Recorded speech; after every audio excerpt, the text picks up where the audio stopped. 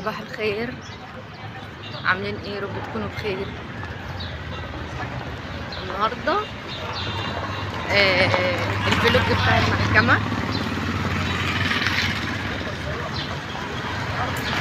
ان شاء الله كده هنروح ونشوف هنعمل ايه.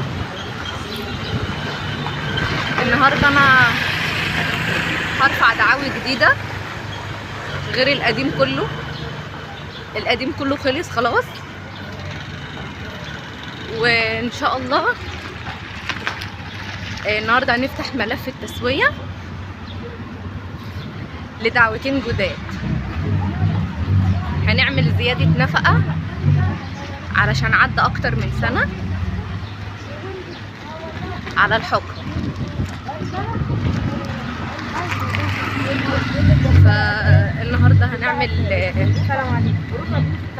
زيادة نفقة لمهند، وهنعمل زيادة نفقة لكنزي، وبعدين هنروح نسلم الحكم بتاع الحبس للقسم بتاع متجمد النفقة القديم. احنا معانا حكمين متجمد نفقة، هنسلم منهم واحد للقسم والتاني مش دلوقتي. هنشوف اليوم بتاعنا هيمشي ازاي. خليكم معايا كده خطوة بخطوة، هصور لكم كل حاجة. يلا بينا نبدأ اليوم بتاعنا.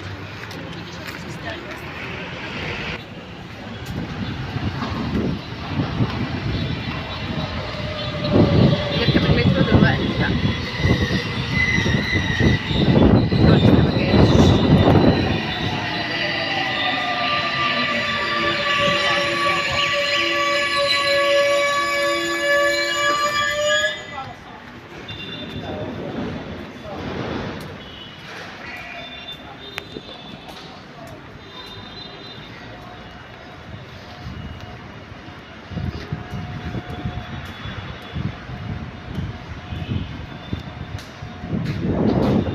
مشوارنا لسه طويل بقى، احنا في الجيزة وهنروح حلوان. نروح الجيزة. ايه رأيكم في الطقم؟ عايزة اقول لكم يا جماعة الطقم ده بتاع العيد، يعني ده بتاع العيد، والبنطلون كمان، البنطلون كمان بتاع العيد. انا اصلا صورت فيديو بتاع لبس العيد بس لسه منزلش، هنزلها لكم. مترو جدا.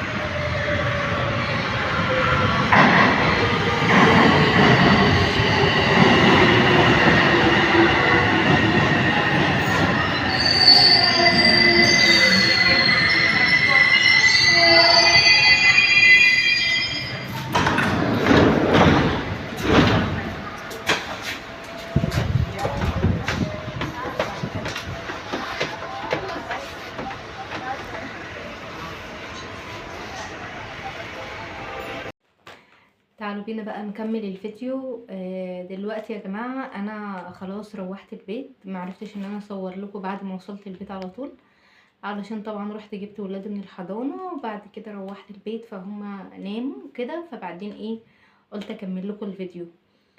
بصوا، قبل ما نبدأ الفيديو خالص انا عايزة اقول لكم في ناس بعتت لي على الانستجرام بتقول لي سامحيه عشان خاطر احنا في ايام مفترجة، وعشان خاطر ان احنا في رمضان، وده مهما كان ابو ولادك وكلام كده يعني. عايزه اقول لكم يا جماعه، سامحوا على ايه؟ اسامحوا على ايه ولا على ايه ولا على ايه ولا على ايه؟ ده بني ادم يعني ما عملش حاجه غير انه بهدلني وبهدل ولادي، ومن ساعه ما انا سبته ما صرفش على ولاده جنيه واحد. طيب هو مش راضي يصرف على ولاده، او هيقولوا له هو مش معاه. طب انا اجيب منين؟ اما هو مش معاه انا اجيب منين؟ يعني هو مش معاه وانا معايا؟ لا يا جماعه الكلام ده ما ينفعش.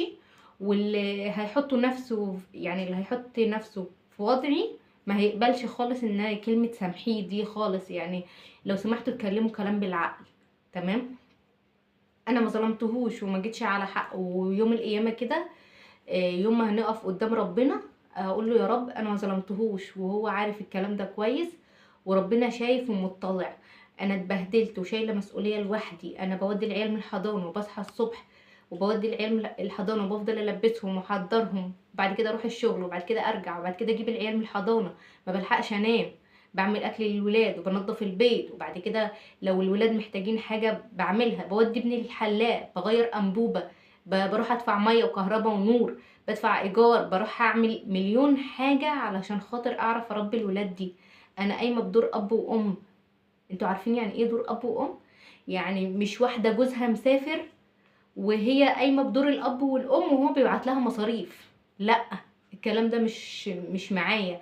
الكلام ده انا بتعب علشان اجيب فلوس علشان اعرف اصرف على العيال دي. انا مش عارفه النهارده الحاجه بكام، النهارده كيلو الرز بكام، كيلو المكرونه بكام، انا هصرف على العيال دي ازاي؟ يعني تخيلوا لما واحده جوزها بيبقى مسافر وبيبعت لها فلوس، بيقول الله يعينها بقى علشان خاطر هي شايله العيال لوحدها، والراجل متغرب يا عيني الله يعينه علشان بيجيب فلوس لاولاده. انا بعمل الاتنين، انا بعمل الاتنين. يعني انا اللي الاب بيعمله، لا انا اللي بعمله، واللي الام بتعمله انا برضو بعمله. محدش هيحس بالكلام اللي انا بقوله ده غير اللي هو اتحط في الوضع بتاعي، اللي هو قايم بدور الاب والام، والاب كمان ما بيصرفش.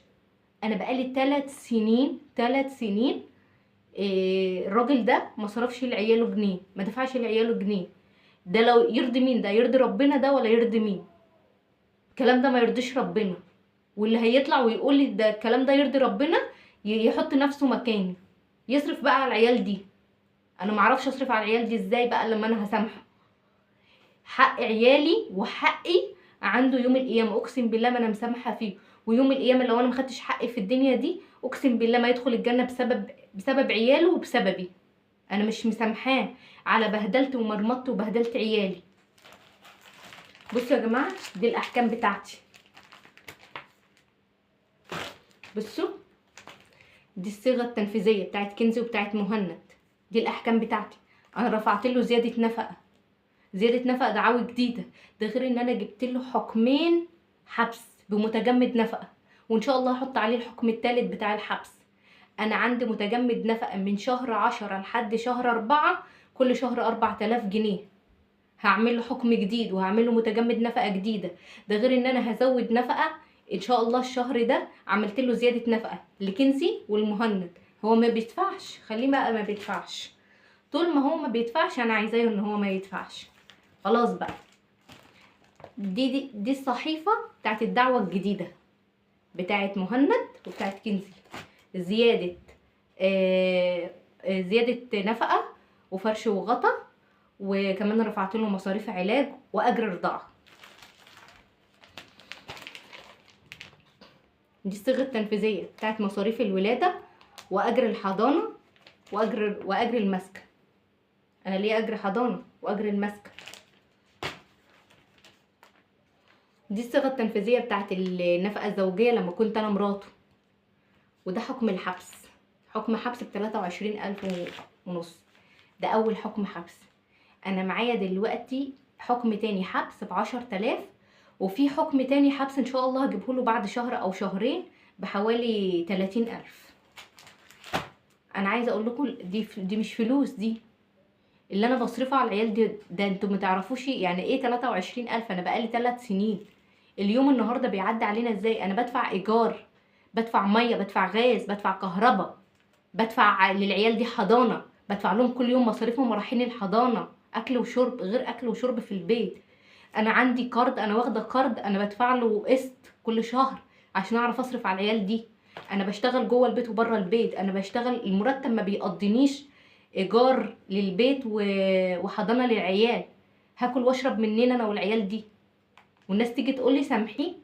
الراجل ده ما بيتصلش غير لما ان هو يغلط فيا، يقول لي انت كذا وانت كذا وانت كذا. كل ده علشان خاطر ان انا بدافع عن حق عيالي. محدش يا جماعه يدخل على الانستجرام ويقول لي سامحيه. الكلام ده مش حقيقي، والكلام ده ما ينفعش اصلا. فمحدش يدخل ويقول لي سامحيه عشان احنا خاطر في ايام مفترجه. هو افتكر اصلا الايام المفترجه اللي احنا فيها دي واحد ما قالش ابعت لعيالي 500 جنيه علشان يدخل بيهم رمضان، واحد ما فكرش يقول ابعت لعيالي يجيبوا لبس عيد. اقسم بربي اقسم بربي ما في مره قال لي انا عايزه اشوف العيال وقلت له ما تشوفهمش. ما حصلش، ما حصلش. كل مره بقول له لو عايز تيجي تشوف العيال تعالى خدهم يوم 2 3، ما عنديش مشكله، تعالى شوفهم يوم و2 و3. في الاخر يا جماعه بعد ما غلط فيا وشتمني وبهدلني، في الاخر يقول انا عايز اخد ابني علشان عايزه اشوفه. قلت له خلاص تعالى اسلمه لك في الاسم ان انت تمضي ان انت استلمت الولد مني، اما هو يجي ياخد مني الولد وبعد كده يروح يشتكيني في الاسم ويقول فين الولد ويعمل لي محضر اهمال. لكن انا في الاول كنت ماشيها بالحب وحسن نيه، وبرضه ما حرمتوش من ولاده. بصوا، انا حقي لو ما وصلنيش في الدنيا، لو ما جاليش في الدنيا، حق هيجيلي في الاخره، وانا راضيه بنصيبي على فكره، وما عنديش اي مشكله، وكل عند ربنا. ويوم القيامه عند ربنا دي بتجتمع الخصوم، وانا عمري ما هسامحه، عمري ما هسامحه على اللي عمله فيا، عمري ما هسامحه. لو حصل ايه اقسم بالله، لو بيموت اقسم بالله عمري ما هسامحه، ولا في حقي ولا في حق ولادي. الراجل ده مش هيدخل الجنه بسببي وبسبب ولاده. وبكره وبعده يعني ربنا يشوف كده انا هيحصل معايا ايه وهو هيحصل معاه ايه. بس لو حقي ما وصلنيش في الدنيا انا مش مسامحه فيه، حقي هيجيلي في الاخره وانا راضيه. يجيلي في الدنيا يجيلي في الاخره انا راضيه، لكن ان انا اسيب حقي وحق ولادي الكلام ده مش هيحصل. ده كان فيديو النهارده. لو وصلتوا في الفيديو لحد هنا حطوا لايك الفيديو واشتركوا في القناه وفعلوا زر الجرس عشان كل ما انزل فيديو تتفرجوا عليه. واشوفكم تاني الفيديو اللي جاي، ومع السلامه.